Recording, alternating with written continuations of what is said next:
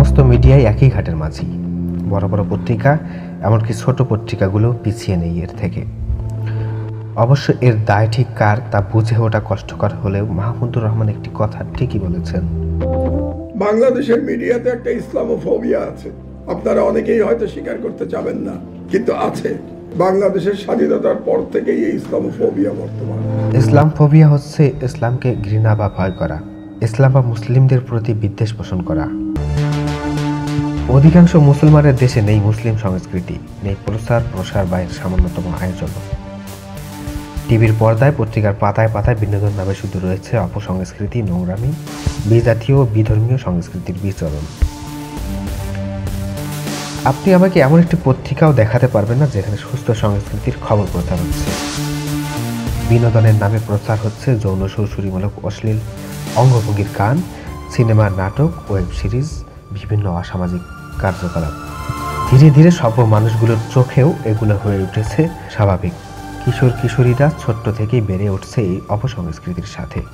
অবস্থা এমন হয়ে দাঁড়িয়েছে যে পরিবার সহ উপভোগ করা হচ্ছে এসব। দেখার কেউ নেই, চারিদিকে ইবলিশের রাজত্ব। বৃদ্ধি পাচ্ছে ইবলিশের গোলাম, অথচ আমাদের সংগ্রাম করার কথা ছিল ইবলিশের সাথেই।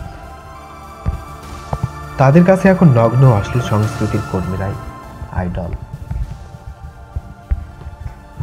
অবশ্য সুস্থ সংস্কৃতির পার্সেন্টেজও খুব বেশি না। সুস্থ সংস্কৃতি কি এটাই জানি না। ইসলামের সংস্কৃতির মূল লক্ষ্য হচ্ছে মানুষকে চূড়ান্ত সাফল্যের দিকে এগিয়ে নিয়ে যাওয়া। আমরা ঠিকই নিজেকে মুসলিম দাবি করি, কিন্তু মুসলিম সংস্কৃতি বলতে কিছু আছে, এটা নিয়ে ব্যাপক কাজ করা দরকার, তা আমাদের মাথায় নেই। মুসলমানদের প্রত্যেকটা সংস্কৃতি বলেন, শিক্ষা বলেন, যা বলেন, এর মধ্যে একটা পবিত্রতা থাকবে। ইসলামী রাজনৈতিক দলগুলোর মধ্যে ইসলামী সংস্কৃতি যতটা আছে তা কেবলমাত্র তাদের মধ্যে সীমাবদ্ধ। তারাও যে খুব ব্যাপকভাবে কাজ করছে তাও না।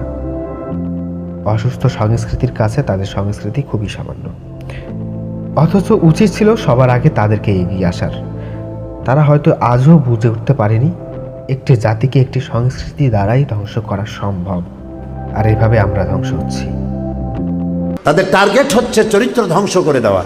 একটা জাতির চরিত্র ধ্বংস হলে তার কাছে হারাবার মতো আর কোনো জিনিস থাকে না।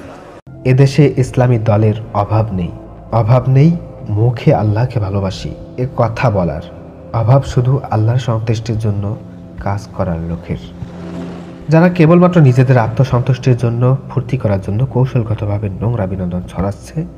আমরা তাদের দর্শক হয়ে কেবলমাত্র তাদেরকেই শক্তিশালী করছি। সুস্থ সংস্কৃতির শত্রু হচ্ছে এই অপসংস্কৃতি। একই পত্রিকার ইসলামী পাতায় তারাই লিখছে পণ্য আসক্তি থেকে বিরত থাকার দোয়া, আল্লাহর সন্তুষ্টি লাভের উপায়, জেনা ব্যভিচারের ভয়ঙ্কর পরিণতি, এরকম হাজারো কন্টেন্ট।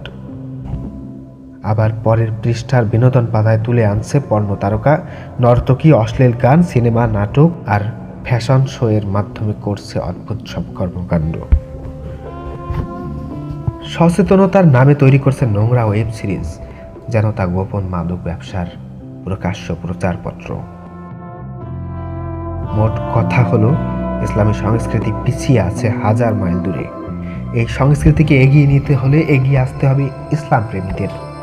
নচেত সাংস্কৃতিক আন্দোলনে আপনি একজন পরাজিত সৈনিক।